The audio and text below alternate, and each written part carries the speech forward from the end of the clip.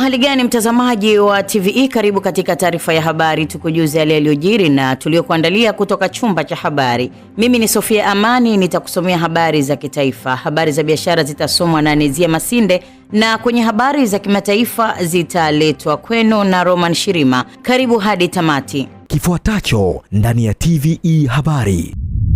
Viongozi wasema hayati Magufuli alikuwa mtetezi mkubwa wa wanyonge. Bosi wa EFM na TVE Sebo azikwa na mamia ya watu nchini Uganda. Katika biashara, programu za ubunifu kijani zazidi kupata mwitikio chanya kwa vijana na wanawake.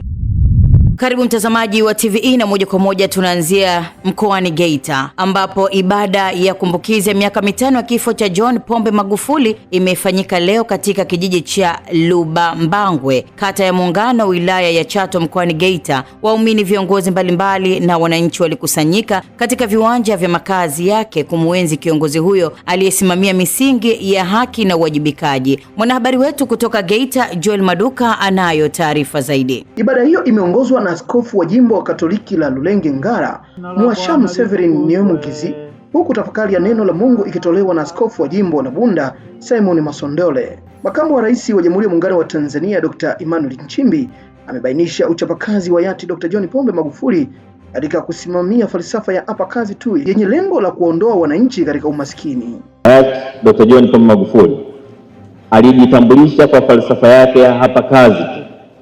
Alitaka kila mtu kujituma na kutoa mchango wake kwa taifa kwa njia ya kazi. Aliamini kuwa hiyo ndiyo njia pekee inaweza kututoa katika umaskini, katika ngazi ya mtu mmoja mmoja, kaya na hata taifa kwa ujumla. Mara zote alisisitiza kufanya kazi kwa weledi na bidii kwa kiwango cha juu sana, iwe katika masomo, kazi za nyumbani, ofisini, kilimo, viwanda, biashara au utoaji wa huduma kwa jamii. Tunamkumbuka hayati Rais Magufuli kuwa alikuwa mtetezi mkubwa wa wanyonge, hasa wananchi wa kawaida, kwa kutetea haki zao, simamia kutatua changamoto zao. Hayati Dr. John Pombe Magufuli ataendelea kukumbukwa mioyoni mwa Watanzania. Jambo moja la maana la msingi sana, Dr. John Pombe Joseph Magufuli, pamoja na ukweli kwamba hatuko naye duniani, bado wanaishi kwenye mioyo ya Watanzania. Magufuli ni jitihada ya ukombozi. Ukombozi pia unapatikana katika kazi nzuri. Ukombozi wa Watanzania unapatikana katika maisha mazuri. Familia ilitoa neno la shukrani. Ni miaka 5 imepita tangu siku ile nzito ambayo taifa lilipokea habari ya kuondokewa kwake. Lakini katika historia ya mataifa mengi duniani, kama tujuavyo, uwezo wa viongozi haupimwi kwa muda waliokaa madarakani, bali kwa alama walizoziacha katika maendeleo na mwenendo wa taifa lao. Jina la Dr. John Pombe Magufuli limebaki kuwa sehemu ya historia ya Tanzania na Afrika kwa ujumla. Baadhi ya wananchi, akiwemo mbunge wa jimbo la Geita Joseph Musukuma, wamesema katika kumbukizi ya miaka 5 ya kifo cha JPM kuwa ataendelea kukumbukwa kwa kazi alizozifanya, misimamo yake thabiti katika kuleta maendeleo ya taifa. Lakini unapokuwa unafanya kazi na kiongozi mkubwa kama yule, kulikuwa na mipaka ambayo tulikuwa tumejiwekea, lakini ni mtu ambaye ametengeneza watu wengi kwenye siasa. Miundombinu mbalimbali ilijengwa ndani ya utawala wake. Ukiangalia miundombinu kama ile ya barabara, madaraja, ukienda pale maeneo ya Sengerema kuna daraja JPM, ni juhudi zake ambazo zimekuja kuendelezwa na Daktari Samia Suluhu Hassan. Kwa kweli tunapoongelea Magufuli kwa kanda ya Ziwa, sisi kwa kweli tunamsema mmoja wa shujaa wote alikuwa mkubwa, sio kanda ya Ziwa pekee yake, mpaka na Tanzania. Sanjari na hayo, imefanyika harambee ya ujenzi wa kanisa la Romani ambalo liliasisiwa na hayati Dr. John Pombe Magufuli, ambapo kilihitajika kiasi cha shilingi milioni 467 na kiasi kilichopatikana ni milioni 474. Ni kushukuru sana Joel Maduka kwa taarifa hiyo.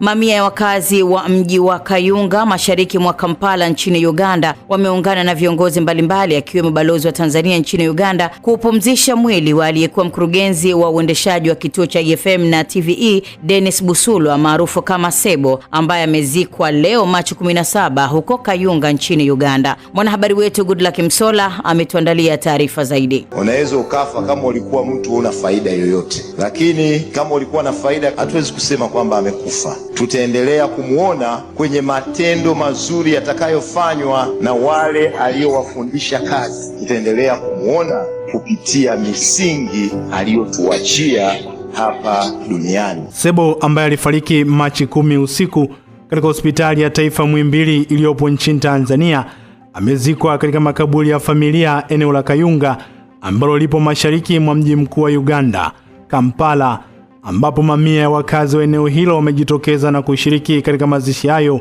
ambayo pia imehudhuriwa na wadau, viongozi na wanatasnia ya habari, wakiwemo viongozi wakuu wa kampuni ya EFM na TVE wakiongozwa na mkurugenzi mtendaji Francis Siza maarufu kama Majizo, ambapo imefanyika majira ya jioni ya Machi 17. Awali yalitanguliwa na ibada fupi ya mazishi iliyoongozwa na jopo la mapadri wa kanisa Katoliki jimbo kuu la Lugazi nchini Uganda. Awali wakizungumza kabla ya mazishi, baadhi ya ndugu na wanafamilia wa marehemu Sebo walipata nafasi ya kuzungumza na waombolezaji, ambapo pamoja na kushukuru uongozi wa kituo cha EFM na TVE kwa kuishi na kufanya kazi na Sebo kwa kipindi chote cha maisha yake, wamemuomba mkurugenzi wa kituo cha habari cha EFM na TVE Francis Siza maarufu kama Majizo kufungua kituo cha habari katika eneo la Kampala ili kuendeleza uhusiano baina ya wananchi wa Uganda na wa Tanzania.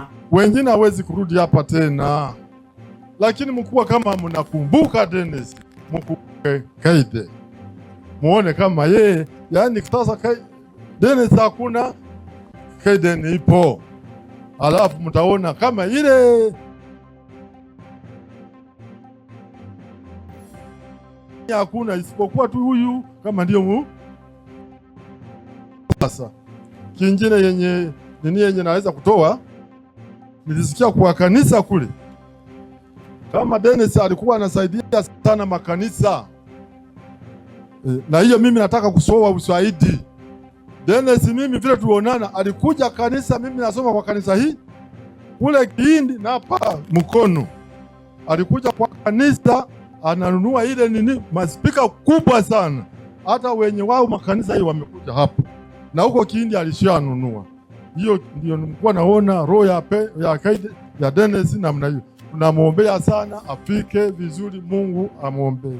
He has been a very good leader. Abadde mukulembeze omulungi. He's a leader by example. Abadde omukulembeze w'ekyokulabirako. Dennis has not only been a leader, but he has always brought everyone he leads. He has always brought everyone he leads close to him.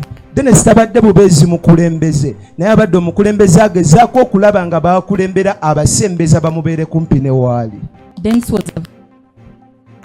was a tutekeremu Amanda Mizindalo gino. Dennis was a very loyal friend. Dennis abadde mu and he made sure you see and you feel it that he really loves you. Nje ya wanafamilia, viongozi wa EFM pamoja na marafiki wa Sebo na wakapata nafasi ya kuelezea maisha ya Sebo alipokuwa hapa nchini Tanzania. Sebo naweza tukamuita kama kiunganishi. Sebo ni mtu ambaye alikuwa anatukusanya sisi marafiki zake wengi kwa wakati mmoja. Ni mtu ambaye kwanza ni kama alikuwa na power. Akisema hivi mnakutana, atanyanyua simu, atampigia kila mmoja, na kila mmoja ataacha anachofanya na atakuja.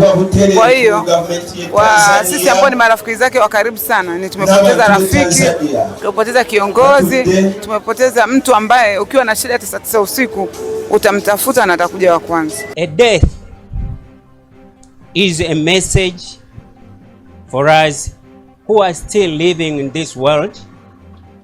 We are taking oxygen without any money. We are not buying this oxygen. It's from God. Now, if that is the case, How do we prepare ourselves at the end of this life? At the end of our life, we need to be prepared. Do things good. Tunakuomba Mwenyezi Mungu ailaze roho ya marehemu Sebo mahali pema peponi. Amina. Waziri wa Ujenzi Abdallah Ulega amemwagiza mkandarasi anayejenga kiwanja cha ndege cha Shinyanga kufanya kazi usiku na mchana pamoja na kuongeza idadi ya wafanyakazi ili kuhakikisha mradi huo unakamilika kwa wakati bila kuongezwa muda wa mkataba. Taarifa hii tujiunge na Mwamvita Mkondo kutoka Shinyanga. Agizo hilo amelitoa wakati wa ziara yake ya kukagua maendeleo ya ujenzi wa kiwanja hicho, akisisitiza umuhimu wa mradi huo katika kurahisisha huduma za usafiri wa anga na kuchochea ukuaji wa uchumi kwa wananchi na taifa kwa ujumla. Kwa hivyo changamkeni, kazi ifanywe, na kama ni watumishi waongezeke ili kusudi mambo hapa yawive. Majaribio yanafanyika hapa na hatimaye vibali vya kupaa na kutua kwa wakati wa mchana vitolewe ili tuanze kupatumia. Awali akitoa taarifa ya maendeleo ya mradi huo, meneja wa TANROADS mkoa wa Shinyanga, Mhandisi Ntuli Mwaikokesia, amesema ujenzi unaendelea vizuri na uko katika hatua nzuri kuelekea kuanza kutoa huduma. Kama nilivyosema, kuna ujenzi wa njia ya kuruka na kutua ndege yani runway ambao urefu wake ni kilomita 2.2 na mita 30 upana. Lakini pia kuna taxiway, kuna apron ambazo zote zinajengwa kwa kiwango cha lami. Mheshimiwa Waziri, pia kuna ujenzi wa terminal building ambapo inajumlisha pia mnalo wa kuongozea ndege ambapo jengo hili linahudumia abiria 120 kwa wakati mmoja. Katika hatua nyingine, mkuu wa wilaya ya Shinyanga ameelezea umuhimu wa miundombinu hiyo katika kukuza shughuli za kiuchumi mkoani humo. Kwa watu wa Shinyanga, huu sio mradi wa kawaida. Mkoa huu, Mheshimiwa Waziri, umekuwepo miaka mingi, lakini sio rahisi kupata mradi mkubwa wa kimkakati namna hii. Lakini tunafahamu kwamba hii miradi ya viwanja vya ndege ilikuwa imekwama na aliyekuja kuikwamua ni Dr. Samia Suluhu Hassan. Sambamba na hilo, Waziri Ulega ametembelea barabara ya Korandoto hadi Mwangongo ambapo amesema ujenzi wake unatarajiwa kuanza katika mwaka wa fedha 2026-2027 baada ya kupitishwa kwa bajeti. Barabara hii ya Korandoto Mwangongo mpaka Lalago kule Simiyu, na barabara ile ya kiuchumi inayounganisha mikoa mitatu, mkoa wa Shinyanga, mkoa wa Simiyu na mkoa wa Arusha. Sisi ndio wasaidizi wa Mheshimiwa Rais, tutahakikisha ya kwamba ahadi zote za Mheshimiwa Rais zinakamilika. Zungumzia mradi huo wa barabara wenye urefu wa kilomita 53.6, Mhandisi Ntuli amesema utajengwa kwa kiwango cha lami ili kuboresha mawasiliano na usafiri katika eneo hilo. Usanifu wa barabara hii umekamilika 2017 na baada ya hapo tuliendelea kupata fedha kwa ajili ya matengenezo, kuiweka barabara ipitike katika mwaka mzima wa fedha, ambapo wakandarasi wanaendelea na kazi, ambapo kwa mwaka huu tumetengewa jumla ya shilingi milioni 413 kwa ajili ya kufanya matengenezo. Lakini zaidi ya hapo, baada ya usanifu kamilika, pia sasa hivi tunasubiri kibali kwa ajili ya kuitangaza kwa ajili ya ujenzi wa kiwango cha lami. Baadhi ya wananchi wa Kishapu wameelezea matumaini yao kufuatia ziara ya Waziri Ulega, wakisema ujenzi wa barabara hiyo utapunguza changamoto ya usafiri wa muda mrefu wanaotumia kufika maeneo mbalimbali. Shukuru ujio wa Mheshimiwa Ulega, Waziri wa Ujenzi, kuja mji wetu wa Kishapu. Kwa kweli barabara ya Korandoto Mwangongo, wapo ambao wamepata vilema kwa sababu ya ubovu wa barabara hii. Wapo ambao kuweza kusafirisha hata mazao yao kwa sababu ya ubovu wa barabara hii.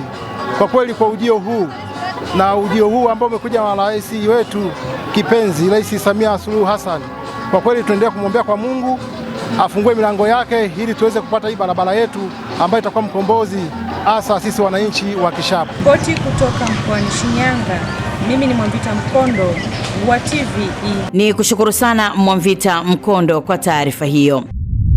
Msajili wa hazina Nehemia Mchechu ametoa wito kwa wakurugenzi wa bodi na watendaji wakuu wa kampuni ambazo serikali ina umiliki wa hisa chache kuachana na usimamizi wa kawaida na kuelekea kwenye uongozi wa kimkakati unaotazama mbele. Mwandishi wetu Recho Chacha ametuandalia taarifa zaidi. Wito huo umetolewa wakati wa mkutano wa wakurugenzi wa kampuni ambazo serikali ina hisa chache MIF 2026 unaofanyika kwa siku 3 jijini Arusha, ambapo akizungumza katika mkutano huo Mchechu amesema mabadiliko hayo ni muhimu ili kampuni ziweze kukabiliana na kasi ya mabadiliko ya kiuchumi na kiteknolojia sanjari na kutumia kikamilifu fursa zinazojitokeza. Amesisitiza kuwa taasisi zitakazojenga utamaduni wa ubunifu, fikra za mbele na maamuzi ya haraka ndizo zitakazofanikiwa zaidi na kuchangia kwa ufanisi katika kufikia malengo ya dira 2050. But for people who are driving business, we are trying to push for both aspects. But can we see as well the results? The intention is to make sure that we generate sustainable revenues, which we think is very, very critical, and it's very important. Also, it means we have to align our KPIs to our NTR goals, and I'll demonstrate what really we are doing into entities where we have majority shareholding. As the other presenter has said, when you come where you have a minority shareholding, it's not about the control, it's more about the influence. So we are trying also to onboard you into the journey that we are undertaking. And obvious, private sector, you've been doing quite well.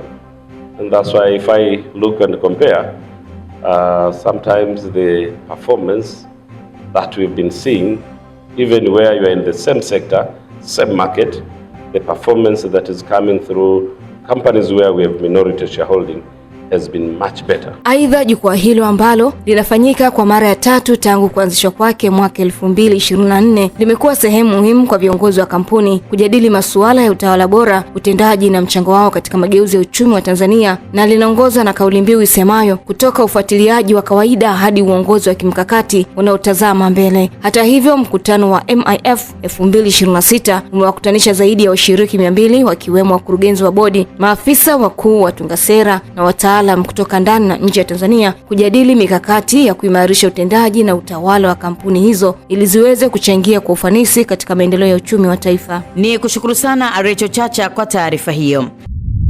Serikali kupitia Wizara ya Elimu, Sayansi na Teknolojia imesema kwa sasa inaendelea na mabadiliko ikiwemo mfumo wa miundombinu ya elimu kama vile mafunzo ya walimu, ambapo walimu wa ngazi ya diploma watatakiwa kufundisha shule za msingi huku walimu wa ngazi ya degree wakitarajiwa kufundisha elimu ya sekondari. Mwanahabari wetu Goodluck Msola ametuandalia taarifa zaidi. Akizungumza wakati wa uzinduzi wa programu ya Mastercard Foundation EdTech Fellowship awamu ya 3, naibu katibu mkuu Wizara ya Elimu, Sayansi na Teknolojia, Profesa Daniel Mushi amesema mabadiliko hayo yamelenga kuendana na kasi ya maendeleo ya taifa la Tanzania katika kuandaa nguvu kazi kwa ajili ya kujenga uchumi wa dola trilioni 1 ikiwemo kupitia tehama na dijitali, ambapo maeneo mengine ambayo serikali itafanya mabadiliko ni katika kuwezesha matumizi ya tehama katika sekta ya elimu kupitia uwekezaji wa umma na binafsi, ikiwemo kupitia Sala Consult chini ya mradi wa Mastercard Foundation EdTech Fellowship. Sasa hivi dunia inaelekea kwenye masuala ya matumizi ya kidigitali zaidi. Tunafahamu kuna masuala ya akili hunde, machine learning inafanyika, na tunafahamu vitu vingi sasa hivi vinaenda kufanyika kwa njia hizo za kutumia kwa msaada wa mashine. Tumeona tuna teknolojia kama za ndege nyuki kwa maana ya drones zinatumika sana kufanya vitu vingi sasa hivi, na sisi kama serikali tunahitaji kujenga nguvu kazi yenye ufahamu na weledi katika eneo hilo. Lakini kwa kuambia tu, mnaona serikali imeanzisha program mahususi ya ufadhili ambayo tunaita Samia Scholarship Extended, na ambayo imejielekeza mahususi kwenye kuwafadhili vijana wa Kitanzania wale waliofanya vizuri zaidi katika masomo yao ya kidato cha 6 kwenye masomo yanayoendana na hesabu. Upande wake, mratibu wa EdTech kutoka Wizara ya Elimu, Dr. Alkado Barakatize, amesema hatua ya ujio programu hiyo katika awamu ya 3 inatarajiwa kuleta mabadiliko chanya katika sekta ya elimu kwa kuwa awamu hii imelenga kuwezesha ubunifu katika kutatua changamoto za elimu, hususan ubora na mifumo ya utoaji wa maudhui. Programu hii ya Mastercard EduTech Fellowship inakuwa jukwaa muhimu kwa kweli, kwa sababu mimi binafsi nimekuwa nikifuatilia kwa muda, muhimu la kuwezesha wabunifu hasa vijana, wajasiriamali na taasisi kuibua suluhisho bunifu zinazoweza kubadilisha namna tunavyofundisha na kujifunza kwenye sekta ya elimu. Mtakubaliana na mimi kwamba katika dunia ya leo teknolojia ya elimu au EduTech hii sio chaguo tena, bali hili ni hitaji la msingi ambalo sisi kama sekta nitakuwa tulitekeleze na tuendelee nalo. Mkurugenzi wa Sahala Consult Jumanne Mtambaliki amesema katika awamu ya 3 jumla ya kampuni bunifu 14 zimepatikana kutoka katika mikoa mbalimbali nchini, mchakato ambao ulikuwa na maombi zaidi ya 100 yaliyoombwa, huku asilimia kubwa ya kampuni zilizopitishwa zikiwa ni zile zinazoundwa na wanawake. Pia akiongeza kuwa kupitia programu hiyo tayari imewezesha kampuni changa kuweza kusimama na kuendelea kutoa mchango katika kutatua changamoto katika jamii. Tunazindua kohoti ya 3 ya programu inaitwa Mastercard EdTech Fellowship Program. Lengo hasa ni kusapoti vijana wa Kitanzania wenye mawazo ya kibunifu yanayotumia teknolojia kwa ajili ya sekta ya elimu. Katika mwaka wa 3 sasa tumekuwa tunawasapoti hao vijana. Tumefikisha kampuni 36, leo tunasapoti kampuni 14. Hizo kampuni 14 tutazipa mitaji.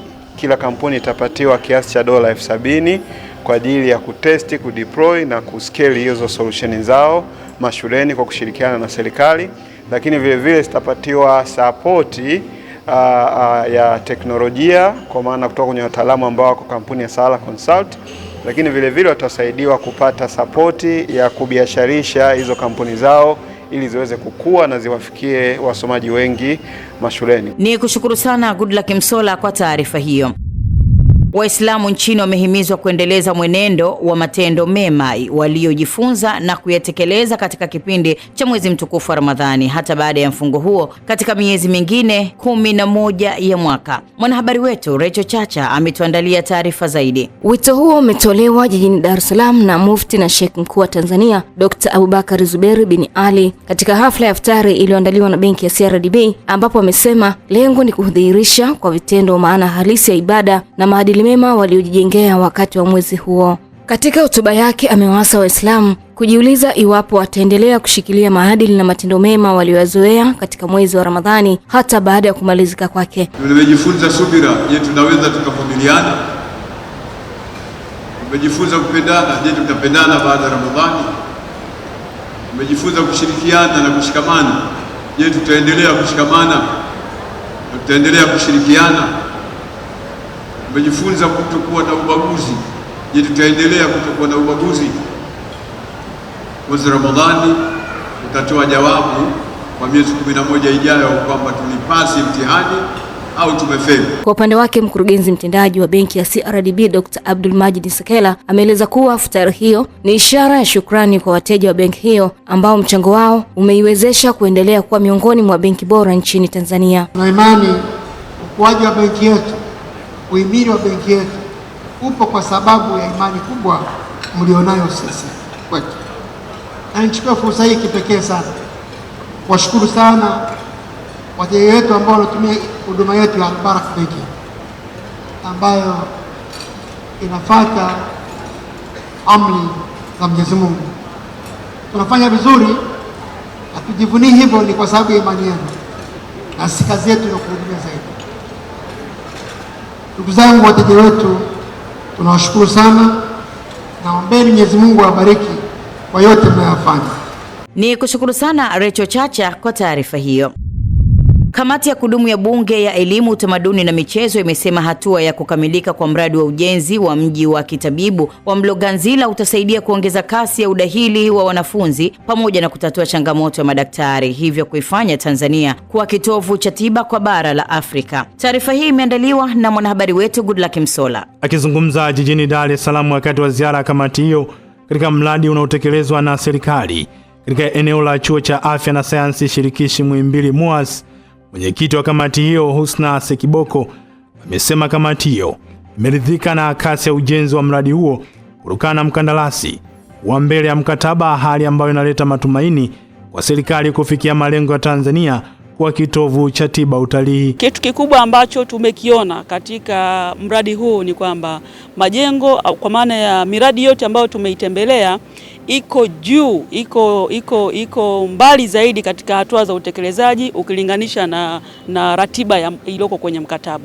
Maeneo mengi tumeona ujenzi uko mbele kwa asilimia zaidi ya 10 kuliko ule mkataba unavyosema. Mkataba unasema ujenzi unatakiwa tunavyozungumza sasa labda uwe kwenye asilimia 60-65, lakini tunakuta wenzetu wameshakwenda asilimia 70 mpaka 80. Kwa hili ni jambo ambalo kwa kweli Chuo Kikuu cha Udaktari hapa Muhimbili wanapaswa kupigiwa mfano, na kwa kweli tumewaomba wenzetu watupe mbinu walizotumia ili tunavyokutana na wengine ambao miradi yao iko nyuma tuweze kuwashauri. Kwa upande wake, Waziri wa Elimu, Sayansi na Teknolojia Profesa Adolf Mkenda amesema mji huo wa tiba ambao umejengwa katika eneo la Mloganzila sanjari na ujenzi wa hospitali ya kibingwa ambapo itasaidia katika kutoa mafunzo kwa wanafunzi wa udaktari. Swala muhimu sana na kubwa ni kwamba hapa Mloganzila pataibuka mji wa kitaaluma wa utabibu.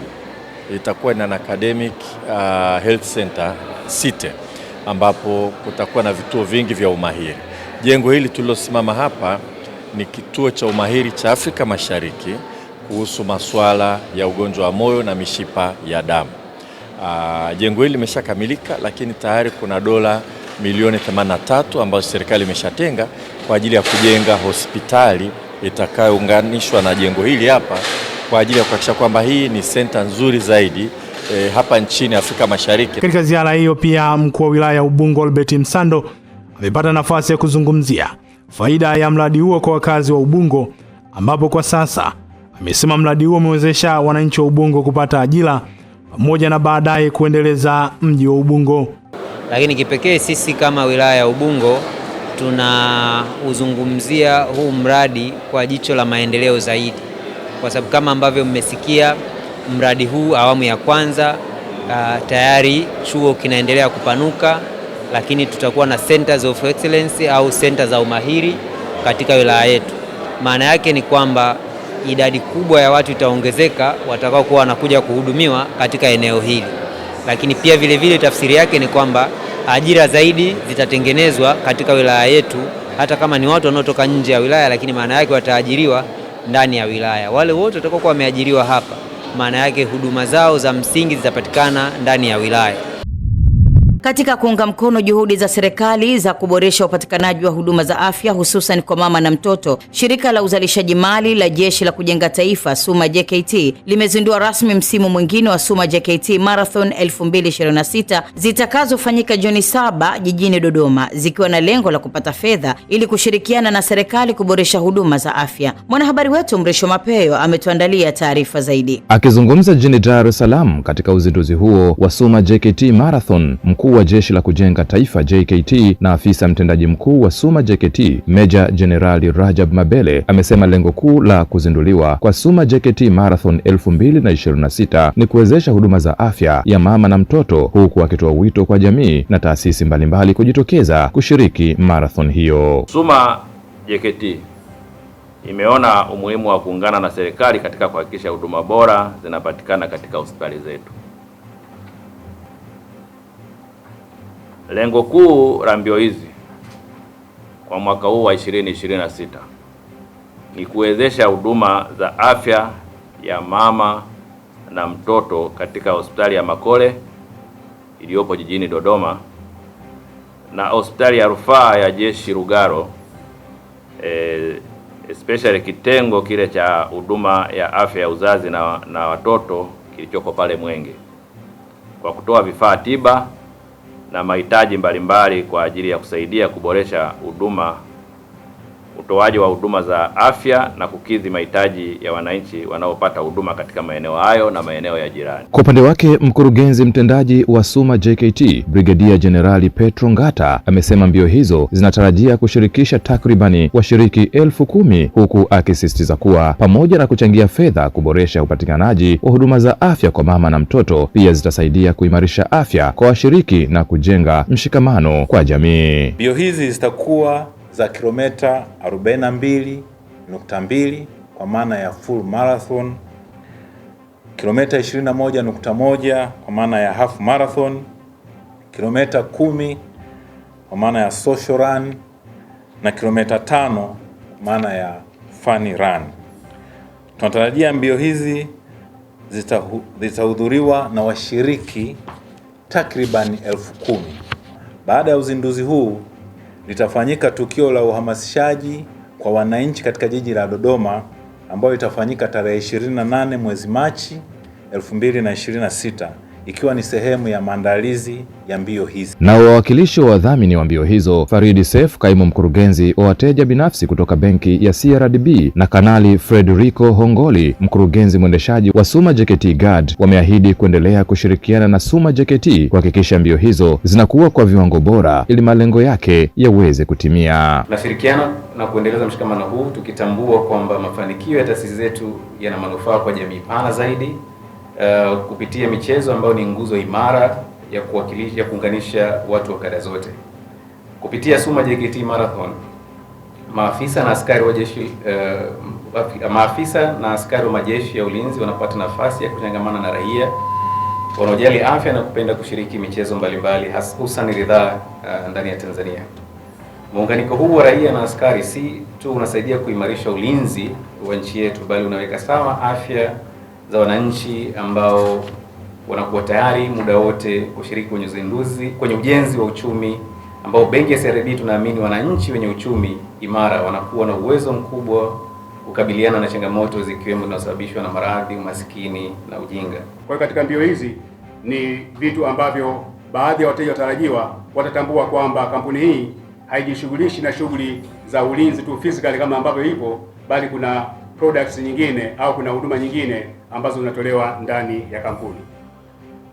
Pamoja na udhamini ambao tumeutoa, sisi kama SUMA JKT Guard Limited tutahakikisha kuwa mbio hizi zinakuwa salama na kampuni itahakikisha kuwa inatoa ulinzi wa kutosha kwa wakimbiaji na washiriki wote kwa umbali waliojiandikisha. Mbio hizo za SUMA JKT Marathon 2026 zimebeba kauli mbiu isemayo kasi yetu, nguvu ya jamii yenye afya na maendeleo. Mtazamaji, hii ni taarifa ya habari. Mimi ni Sofia Amani, na tupate mapumziko mafupi kisha tutaendelea na taarifa ya habari. Kifuatacho ndani ya TVE habari. Katika biashara, programu za ubunifu kijani zazidi kupata mwitikio chanya kwa vijana na wanawake.